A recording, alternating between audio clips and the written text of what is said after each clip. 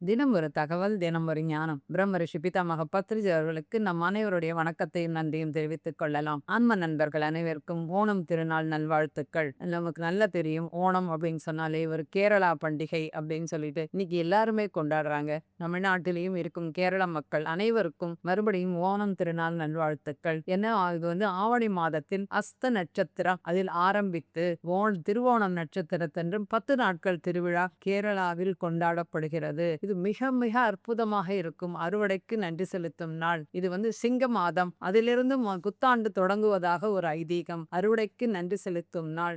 ஊரே வந்து கொண்டாடும்னா அந்த மாதிரி இருக்கும். மதுரையில் அந்த காலத்திலேயே கொண்டாடப்பட்டதாக புராணங்கள் கூறுகின்றன. 8ஆம் நூற்றாண்டிலேயே குலசேகர ஆழ்வார் இந்த ஓணம் பண்டிகையை சிறப்பாக கொண்டாடினார். சரி, ஓணம் பண்டிகை அப்படின்னா என்ன, அதன் வரலாறு என்ன அப்படின்றது நம்ம தெரிஞ்சுக்கலாம். ஓணம் அப்படின்னு சொன்னா மகாபலி சக்கரவர்த்தி ரொம்ப ரொம்ப திறமையா ஆட்சி புரிந்து வந்தார். எல்லாருமே என்ன பண்ணாங்கன்னு சொன்னா அந்த அளவுக்கு அவர் மேல மக்கள் சந்தோஷமாக இருந்தாங்க. அதனால் தேவர்கள் வந்து என்ன பண்ணாங்கன்னா, மக்கள் அவர்கள் அந்த மகாபலி சக்கரவர்த்திக்கே முக்கியத்துவம் கொடுக்கறாங்க, ஏதாவது செய்யணும் அப்படின்னு சொல்லி பெருமாளிடம் முறையிட்டனர். பெருமாள் என்ன பண்ணாருன்னா, வாமன அவதாரம் அப்படின்னு சொல்லி குள்ளமான அவதாரம், தசாவதாரத்துல பார்த்திருப்பீங்க, வாமன அவதாரம்.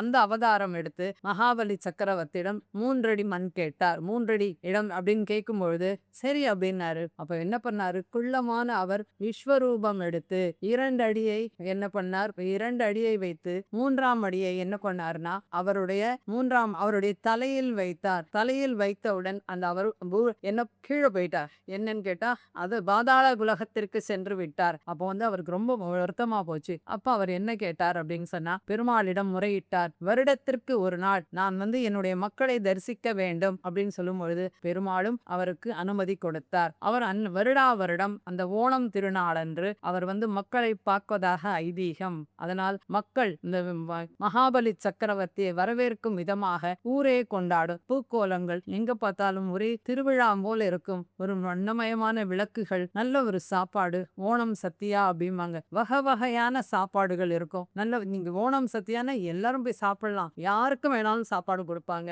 நிறைய அலங்காரங்கள், பெரியவர்கள் சிறியவர்கள், அந்த தோரணம் கேரளாவே களை கட்டி இருக்கும். அந்த ஓணம் என்பது தமிழ்நாட்டினையும் நிறைய மக்கள் கொண்டாடுகிறார்கள்.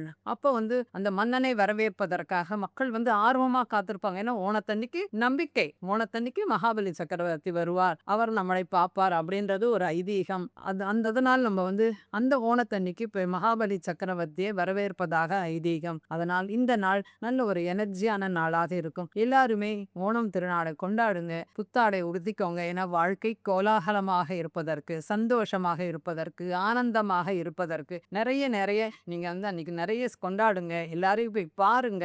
எல்லாரிடமும் சந்தோஷமாக பழகுங்கள். வாழ்க்கை வாழ்வதற்கு, அதுவும் சந்தோஷமாக வாழ்வதற்கு இந்த ஓணம் திருநாள்ல நிறைய நிறைய பிரபஞ்ச சக்தி இருக்கும். ஏன்னா இந்த மாதிரி புனிதமான நாட்கள்ல நிறைய சந்தோஷங்கள் இருக்கும், நிறைய சக்தி இருக்கும். அப்ப நிறைய நேரம் நம்ம என்ன பண்ணணும், எல்லாமே செய்யுங்க.